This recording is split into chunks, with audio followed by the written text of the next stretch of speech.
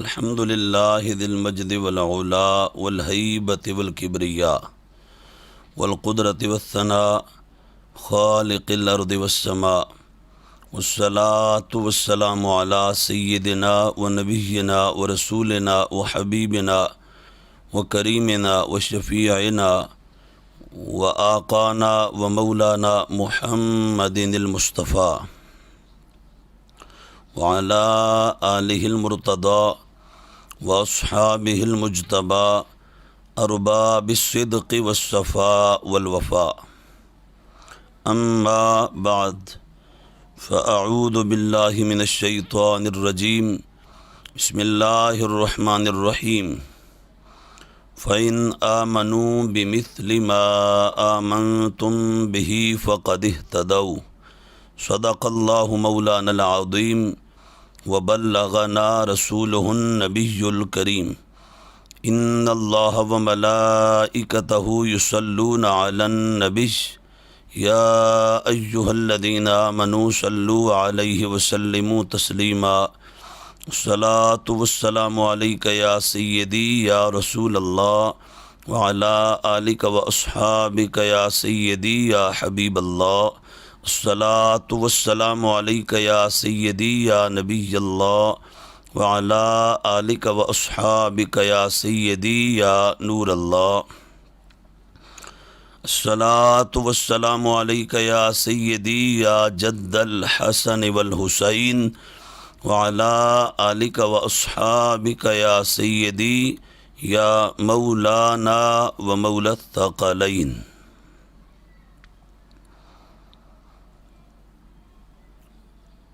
اللہ تبارک و تعالی کی حمد و ثنا اور حضور تاج دار کائنات سیدنا محمد مصطفیٰ صلی اللہ تعالی علیہ وآلہ واصحابہ وبارک وسلم کے حضور ناز میں ہدیہ عقیدت و محبت پیش کرنے کے بعد انتہائی عزت و احترام، تعظیم و تکریم اور تزک و احتشام کے لائق ناظرین، السلام علیکم ورحمۃ اللہ وبرکاتہ۔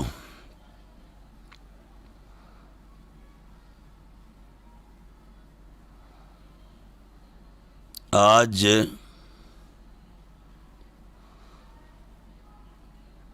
اہل السنہ والجماعہ کے ایک عقیدہ کی نسبت کچھ اہم گزارشات کرنے کے لیے بندہ ناچیز حاضر ہے۔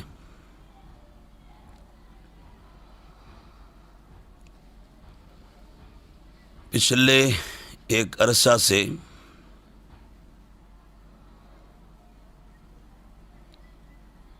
تفضیلیہ شیعہ اور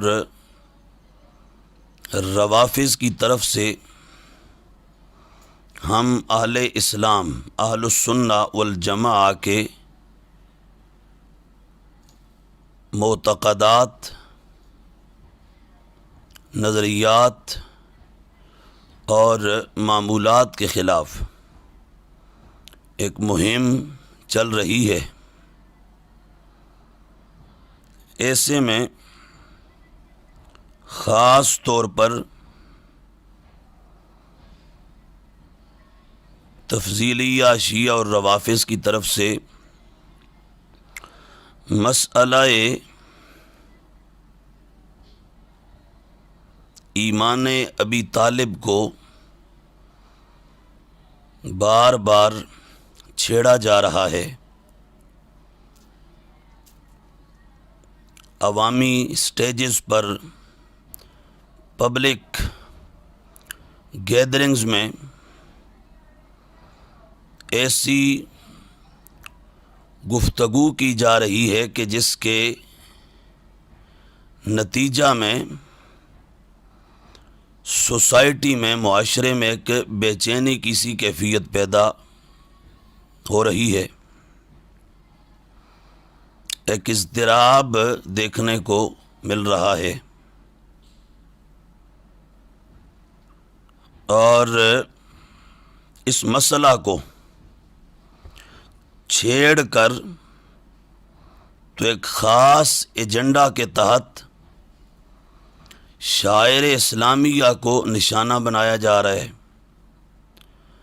اور قرآن و سنت کی تصریحات کے خلاف زبانیں کھولی جا رہی ہیں۔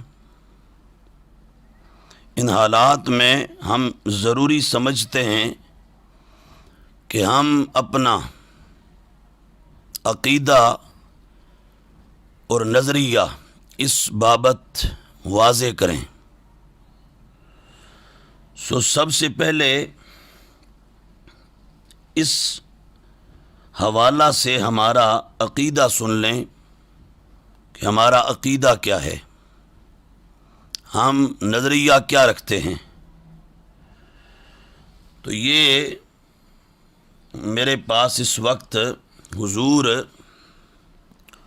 سیدی و مرشدی و مولائی و آقائی و مأوائی و ملجائی امام اہل سنت، مجدد دین و ملت، پروانہ شمع رسالت، عاشق تاج دار ختم نبوت، ماحی بدعت، حامی سنت، آقائے نعمت، باعث خیر و برکت، عظیم المرتبت، امام رشد و ہدایت، جبل استقامت، بطل حریت، مخزن علوم و معارف و حقائق شریعت و طریقت و معرفت و حقیقت، سید المجددین، مجدد اعظم، الحافظ، القاری، العلام، المفتی، القاضی، الفاضل، المحقق، المدقق، المفسر، المتکلم، المحدث، الشاہ امام احمد رضا خان فاضل و محدث بریلوی رضی اللہ تعالی عنہ وقدس سرہ العزیز ونور اللہ مرقدہ۔ آپ کا فتاوی شریف العطایا النبویہ فی الفتاوی الرضویہ یہ ہمارے پاس موجود ہے، اور یہ جو کراچی سے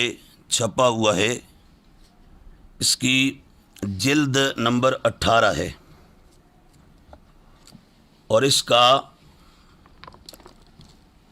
پیج نمبر ہمارے پاس 420 ہے، اور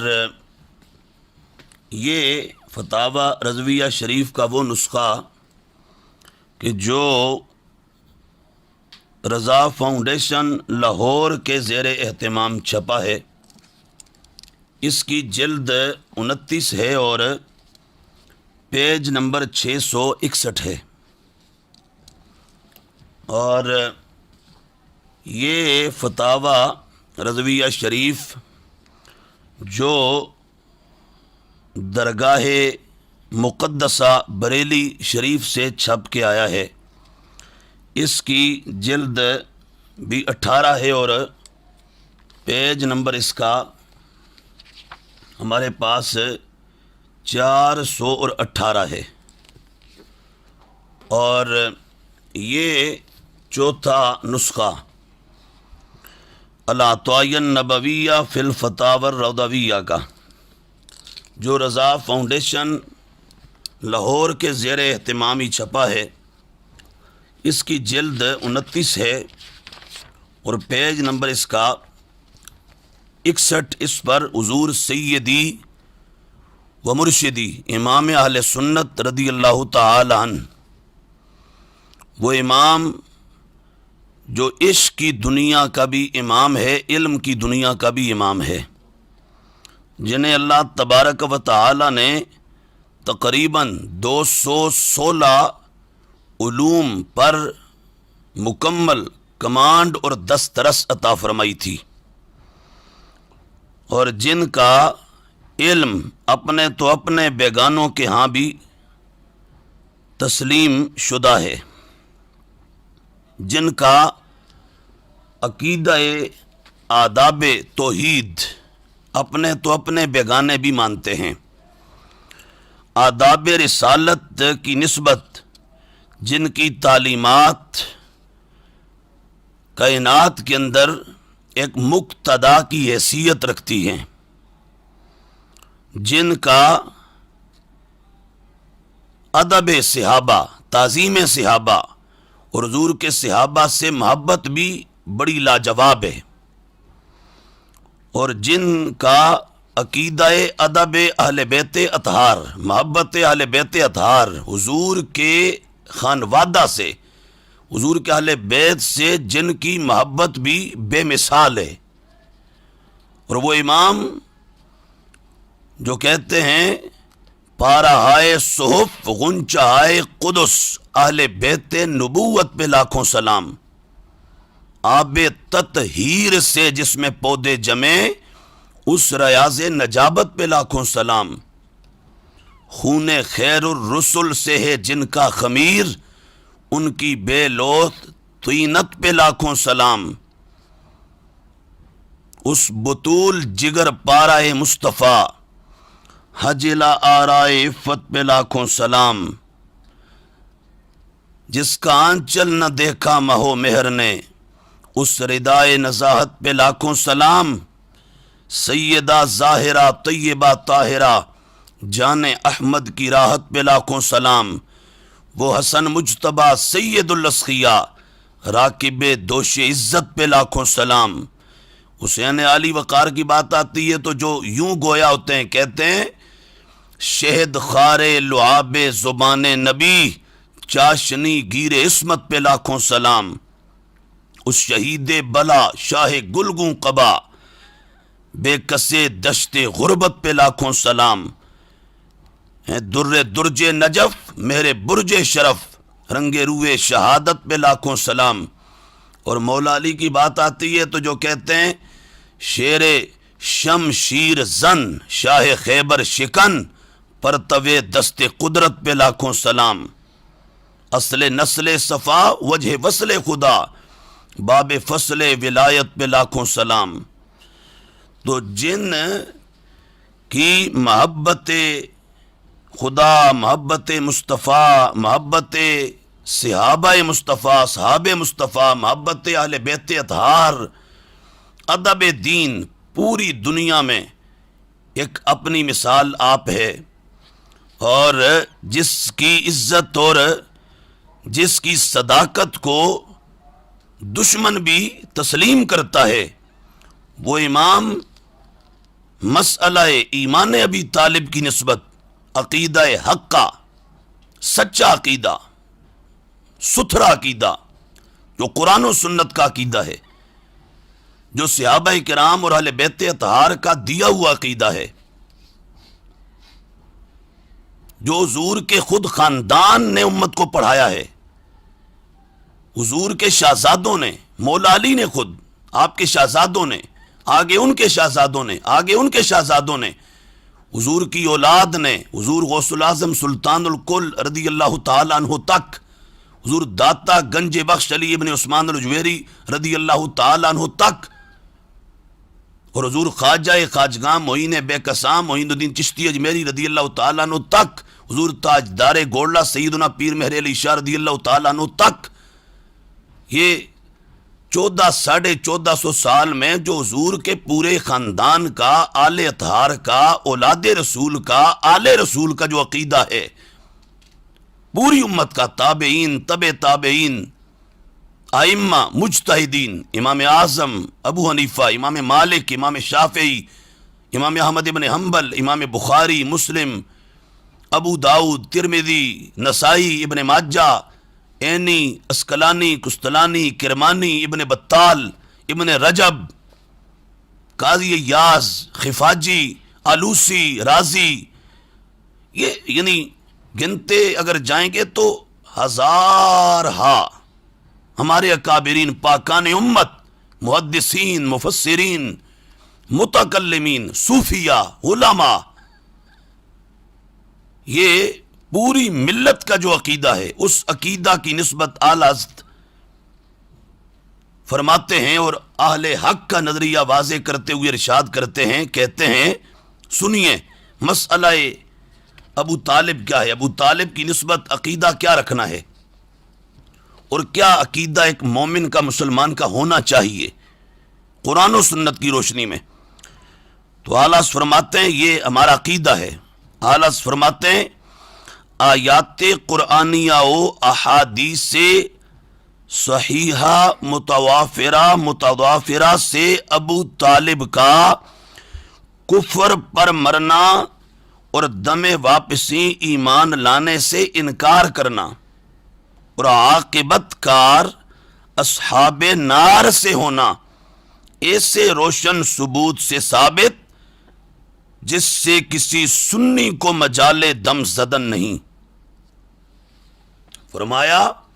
آیات قرآنیہ سے، احادیث صحیحہ سے یہ عقیدہ ثابت ہے کہ ابو طالب ایمان نہیں لائے، اسلام نہیں لائے، اور دم واپسی انہوں نے یعنی دنیا سے جاتے ہوئے اسلام لانے سے، ایمان لانے سے انکار کیا اور ان کی موت کفر پر ہوئی، حالت کفر میں ان کی موت ہوئی۔ اور اعلیٰ فرماتے ہیں کہ یہ قرآن و سنت کے سے مضبوط اور روشن دلائل سے یہ عقیدہ ثابت ہے کہ جن سے کوئی سنی آنکھیں بند نہیں کر سکتا، کوئی سنی دامن چرا نہیں سکتا۔ اگر سنی ہے تو وہ اس عقیدہ سے نظریں بچا نہیں سکتا، کوئی اعتزال نہیں کر سکتا، انحراف نہیں کر سکتا اور منہ نہیں موڑ سکتا، اس لیے کہ یہ عقیدہ قرآن کی آیات سے اور احادیث صحیحہ سے ثابت ہے۔ پوری ملت کا یہ عقیدہ ہے۔ ہم سب سے پہلے قرآن مجید فرقان حمید سے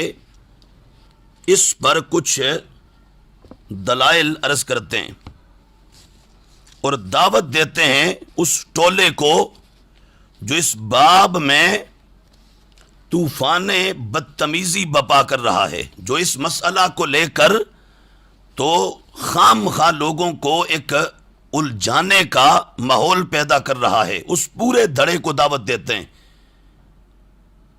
کہ اگر خدا کا خوف ہے اور حضور رحمت عالم صلی اللہ تعالی علیہ وآلہ وصحبہ وبارک وسلم کی غلامی کا اگر کوئی پاس اور لحاظ ہے، قرآن و سنت کا اگر کوئی حیا ہے، ملت کا اور 1450 سالہ اکابرین پوری امت کے عقیدے کا اگر کوئی تھوڑا سا بھی خیال ہے تو ان دلائل کی طرف نظر کیجئے اور انہیں پڑھیے اور پڑھ کر جو حق ہے اس کا اہتمام کیجئے، حق کا التزام کیجئے، حق کو اختیار کیجئے۔ اللہ تبارک و تعالی فرماتا ہے انک لا تہدی من احببت ولکن اللہ یہدی من یشاء وہو اعلم بالمہتدین۔ اے محبوب، بے شک یہ نہیں کہ تم جسے اپنی طرف سے چاہو ہدایت کر دو، ہاں اللہ ہدایت فرماتا ہے جسے چاہے اور وہ خوب جانتا ہے ہدایت والوں کو۔ یہ آیہ مبارکہ کب اتری، کہاں اتری، کس موقع پر اتری، اس کا شان نزول کیا ہے؟ تو ہمارے ہاں صحیح بخاری شریف میں، صحیح مسلم شریف میں سنن نسائی میں، السنن الکبریٰ امام نسائی کی اس میں، مصنف عبد الرزاق میں، الاحاد والمثانی میں، المعجم الکبیر میں، دلائل النبوہ میں، شرح السنہ میں، صحیح ابن حبان میں، شرح مشکل الآثار میں، مسند امام احمد ابن حنبل میں، مسند طحاوی میں، اور اس کے علاوہ درجنوں بیسیوں کتب کے اندر اس کا جو شان نزول ہے اب ہم وہ عرض کرتے ہیں آپ کو۔ اور میں اس وقت جس دفتر سے پڑھنے لگا ہوں اس کو کہتے ہیں الجامع الصحیح المسند المختصر من امور رسول اللہ صلی اللہ تعالی علیہ وآلہ وصحابہ وبارک وسلم وسننہ وایامہ المعروف الصحیح للامام محمد بن اسماعیل البخاری رحمہ اللہ تعالی، جس کو صحیح بخاری شریف کہتے ہیں، جو اصح الکتب بعد کتاب اللہ ہے، جو افضل الکتب بعد کتاب اللہ ہے، جو اعلی الکتب بعد کتاب اللہ ہے، جو اولی الکتب بعد کتاب اللہ ہے، قرآن کے بعد جو سب سے اونچے درجے کی کتاب اور کلام ہے، دفتر ہے اور نسخہ ہے، یہ صحیح بخاری شریف سے اس آیت کا شان نزول ہم آپ کو عرض کرتے ہیں کہ آیت کب اتری، کس موقع پر اتری، اور اس سے مراد کیا ہے کہ اے محبوب یہ نہیں کہ آپ جسے چاہیں اپنی طرف سے ہدایت کر دیں، ہاں اللہ جسے چاہتا ہے ہدایت عطا فرماتا ہے اور وہی ہدایت والوں کو زیادہ جانتا ہے۔ اس کا شان نزول حضرت امام بخاری رحمۃ اللہ تعالی علیہ، صحیح بخاری کتاب و مناقب الانصار میں چیپٹر باب و قصہ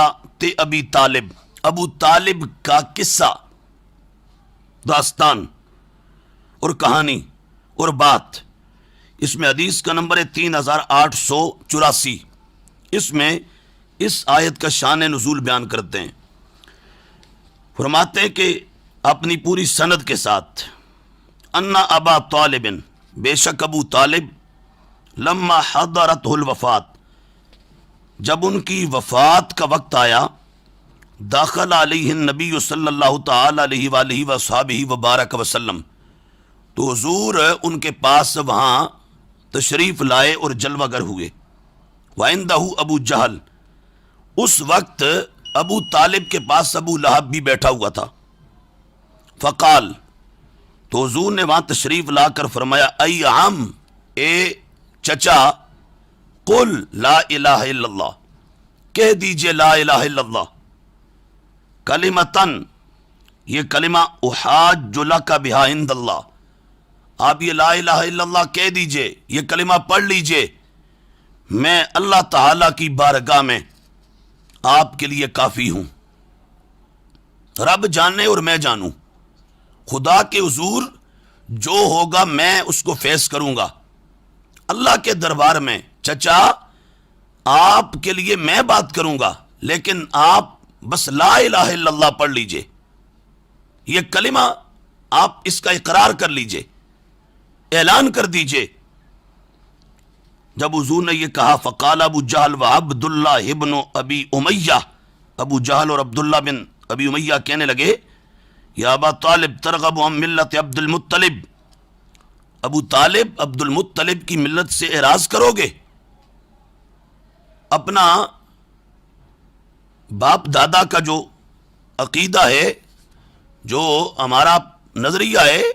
وہ عقیدہ چھوڑ دو گے؟ فلم یزالا یکلمانہ،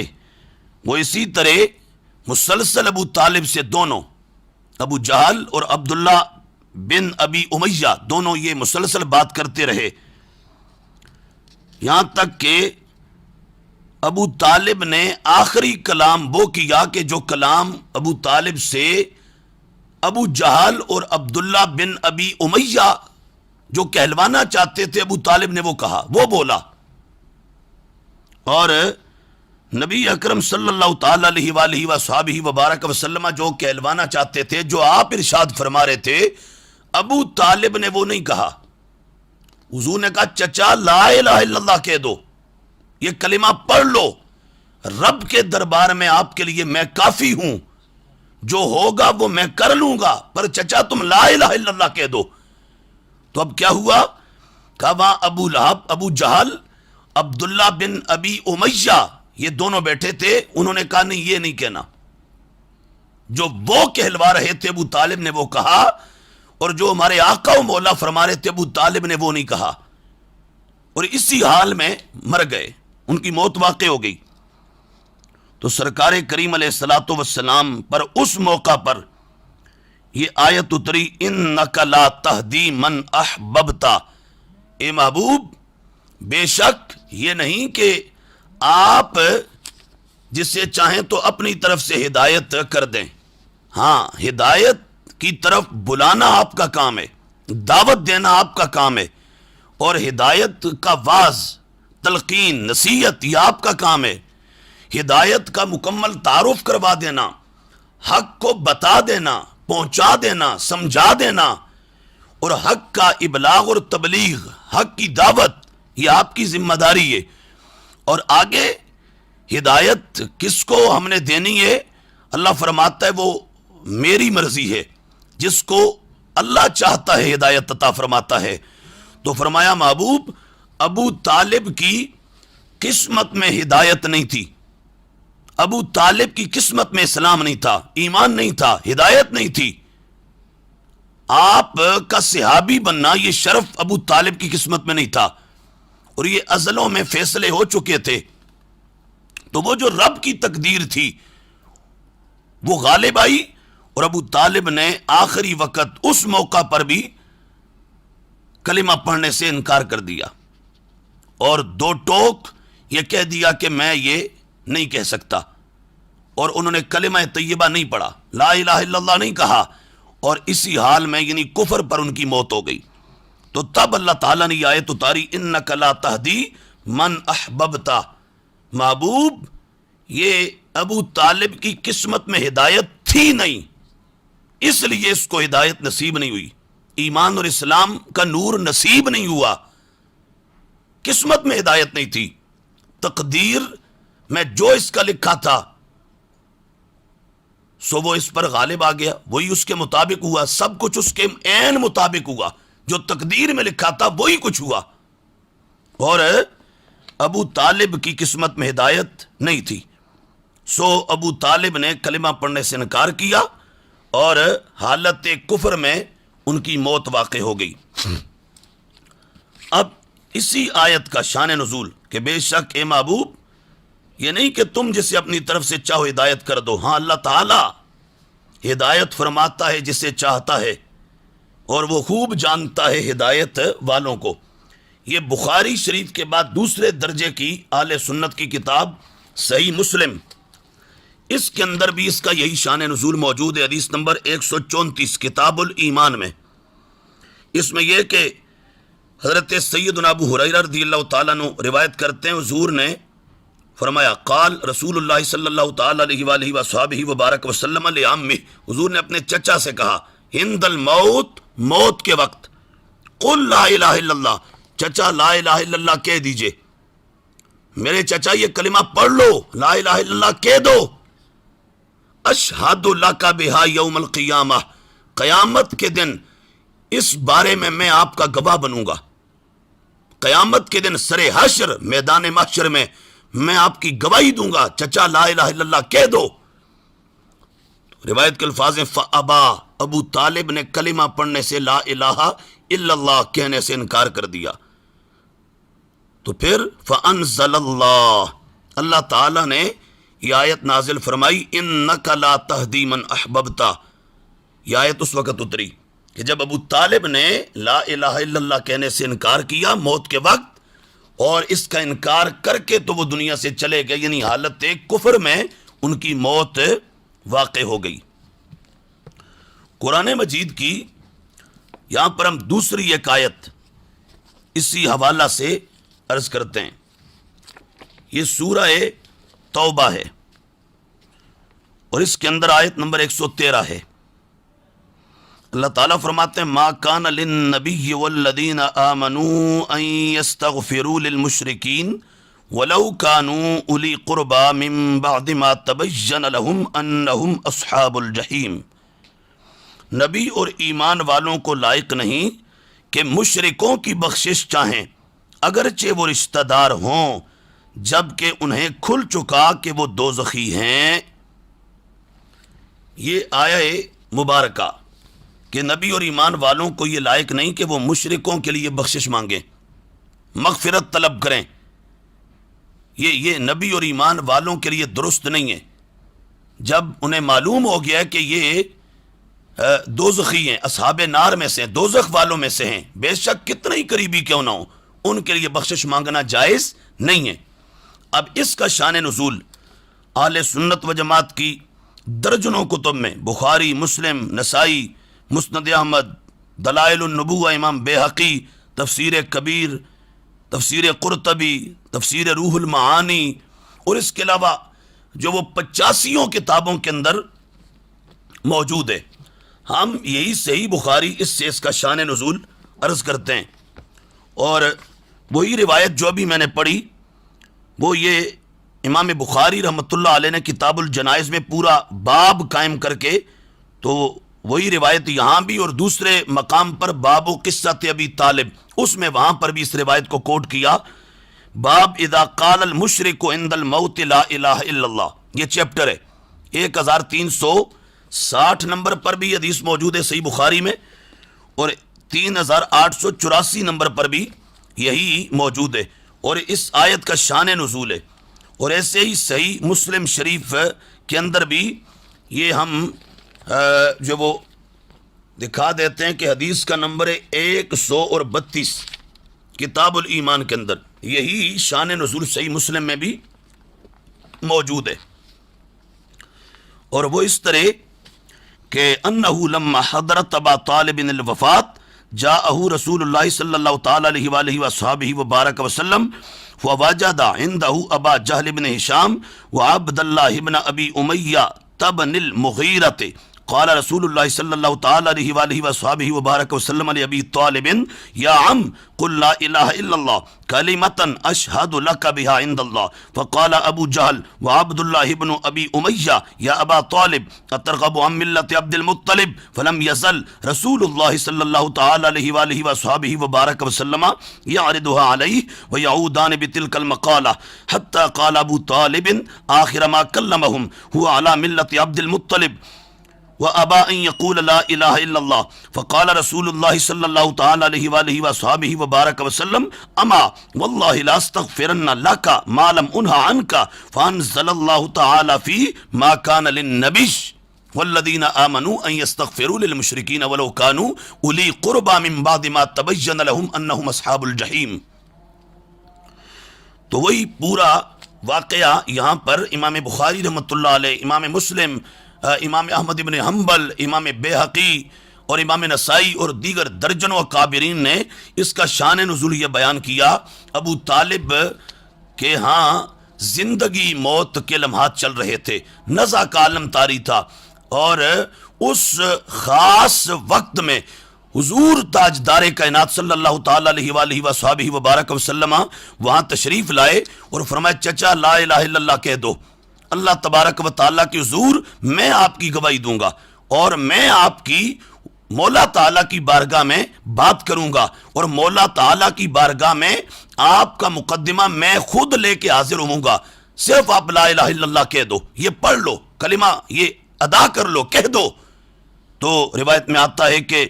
ابو طالب و ابا انہوں نے انکار کیا ان یقول لا الہ الا اللہ کہ وہ لا الہ الا اللہ کہیں اور پڑھیں، کلمہ پڑھنے سے انہوں نے انکار کر دیا۔ جب انکار کیا تو رحمت کائنات صلی اللہ تعالی علیہ وآلہ وصحبہ وبارک وسلم کے ساتھ چونکہ ان کی جو وہ خدمات بڑی تھی، انہوں نے نبی پاک علیہ السلام کی بہت خدمت کی تھی، تو سرکار کریم علیہ السلام نے فرمایا ٹھیک ہے چچا، میں تو بہرحال تیرے لیے ضرور بالضرور بخشش مانگتا رہوں گا، مغفرت طلب کرتا رہوں گا جب تک اللہ تعالیٰ مجھے اس سے منع نہ کر دے۔ تو اللہ تعالیٰ نے پھر اس موقع پر قرآن کی آیت اتاری کہ نبی کے لیے اور ایمان والوں کے لیے یہ جائز نہیں ہے، یہ لائق نہیں ہے، درست نہیں ہے کہ وہ مشرکوں کے لیے بخشش مانگیں، مغفرت طلب کریں، بخشش کا سوال کریں، اگرچہ وہ کتنے ہی قریبی کیوں نہ ہو، کتنے ہی قربت والے کیوں نہ ہو، جب یہ واضح ہو چکا کہ وہ اصحاب نار دوزخ والوں میں سے ہیں تو ان کے لیے نبی اور ایمان والوں کے لیے بخشش مانگنا جائز نہیں ہے۔ یہ تب یہ آیہ مقدسہ یہ اتری، یہ آیہ طیبہ تب نازل ہوئی جب ابو طالب نے کلمہ پڑھنے سے انکار کر دیا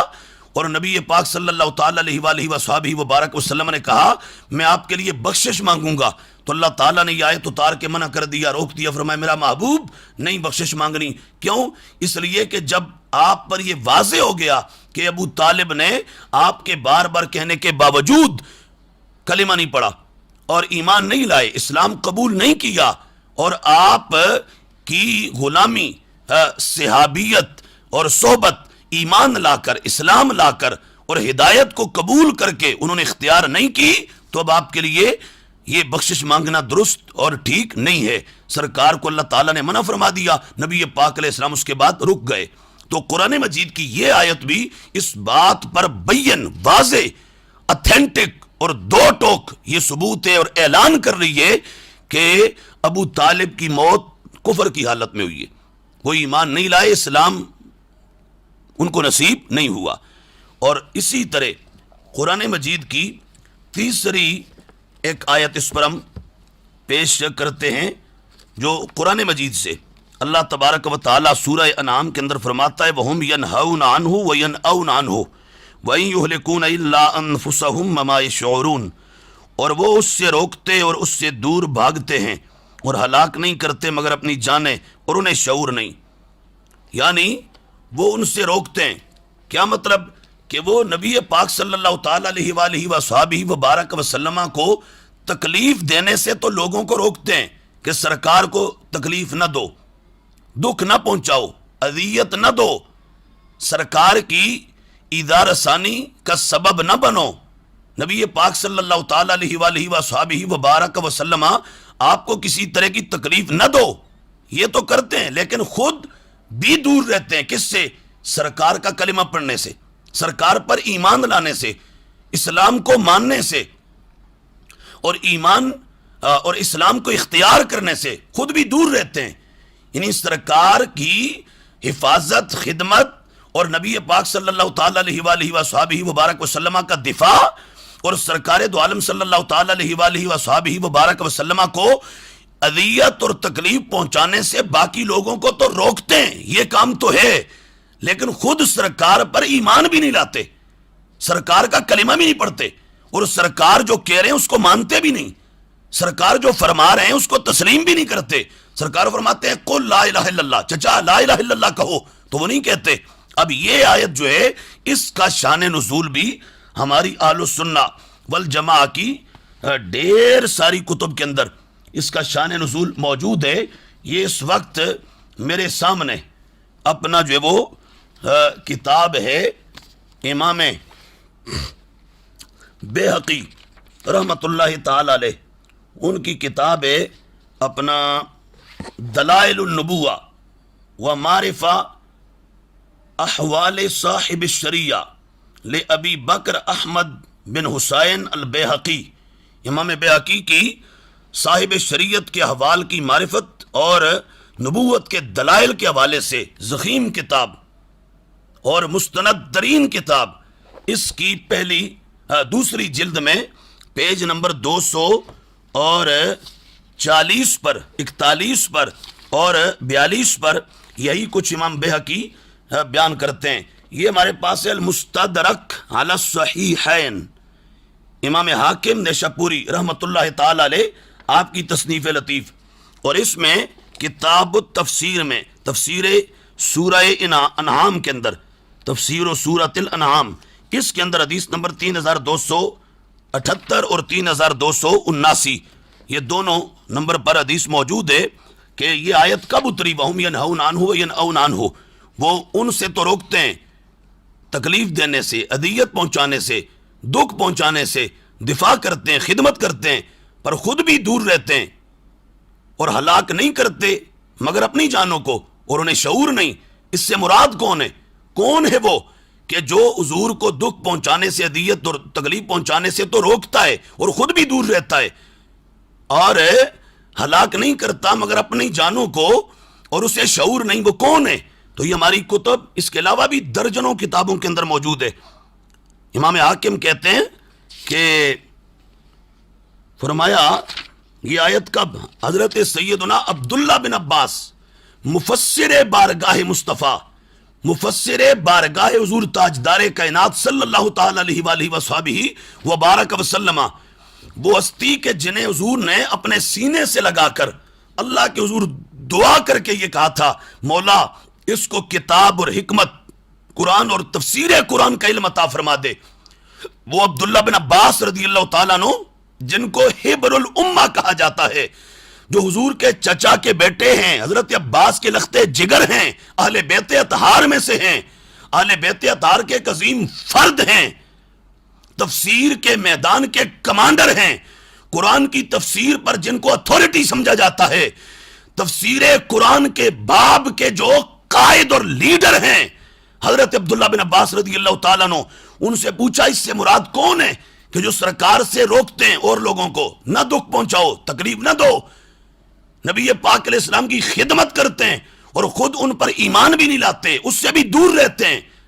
اور ہلاک نہیں کرتے مگر اپنی جانوں کو، اور انہیں شعور نہیں ہے، کون ہے اس سے مراد؟ تو عبداللہ بن عباس رضی اللہ تعالیٰ عنہ آپ کہتے ہیں ابن عباس رضی اللہ تعالیٰ عنہما فی قول اللہ عز و جل، اللہ تعالیٰ کے اس فرمان کے بارے میں وہم ینہون عنہ ینأون عنہ، قال نزلت فی ابی طالب، یہ ابو طالب کے بارے میں اتری، کان ینہى المشرکین ان یؤذوا رسول اللہ صلی اللہ تعالی علیہ وآلہ وصحبہ وبارک وسلم ویتباعد عما جاء بہ، کہ اس سے مراد ابو طالب ہیں۔ ابو طالب مشرکوں کو تو منع کرتے تھے کہ حضور کو اذیت نہ دو، تکلیف نہ دو، اور خود بھی ایمان نہیں لاتے تھے،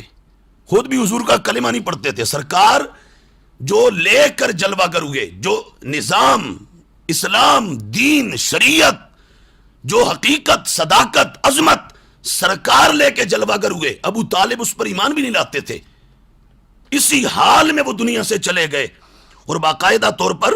اگلی حدیث میں بھی یہی موجود ہے، اور یہ حدیث سند کے لحاظ سے بھی صحیح ہے، امام ذہبی نے بھی اس کو سندن صحیح کا قول اس کے متعلق کیا ہے، اور امام بیہقی نے تو باقاعدہ یہ لفظ آگے لکھ دیے، کہا کہ ماتا وہو کافر، لما ماتا وہو کافر، جب وہ مرے فوت ہوئے تو کفر کی حالت میں فوت ہوئے، ایمان ان کو نصیب نہیں ہوا، اسلام نصیب نہیں ہوا، ہدایت کا نور نصیب نہیں ہوا۔ تو یہ قرآن مجید کی ایک نہیں،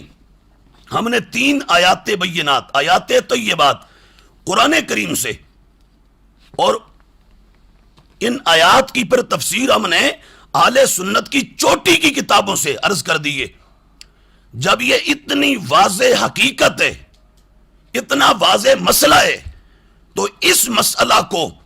آج محض قیاسات فاسدہ کے زور پر کچھ لوگ معاشرے میں لا کر فاسد قسم کے اقوال، مردود قسم کے اقوال اور ناکارہ رقیق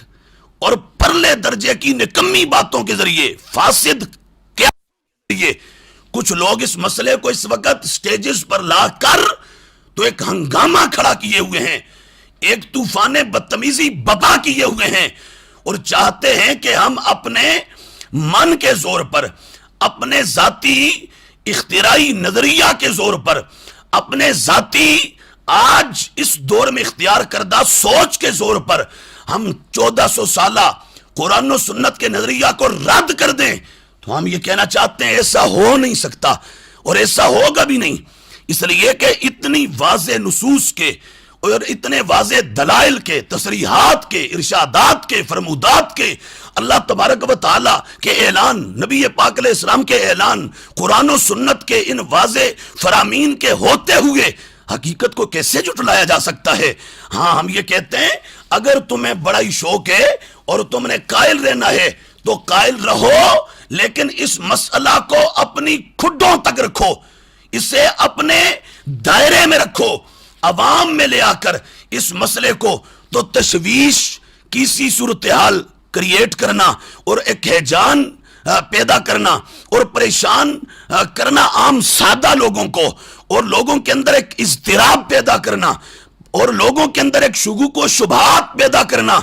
اس کا نتیجہ سوائے دین کے نقصان کے اور کچھ بھی نہیں ہوگا۔ اس لیے کہ جب عوام میں ان مسئلوں کو لا کر اس پر، اور یہ ہم نے نہیں لایا،